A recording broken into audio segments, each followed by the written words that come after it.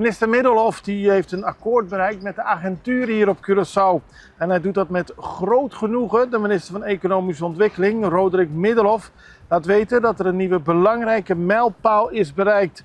Een akkoord met de Belangenvereniging Curaçaose Agenturen over een Makutu Basico. Dat is een mandje met spullen waarvan een maximale prijs wordt bepaald.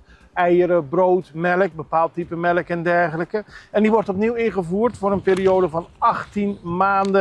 Het is een lang project. Er is altijd veel over gediscussieerd over de Makutu Basico.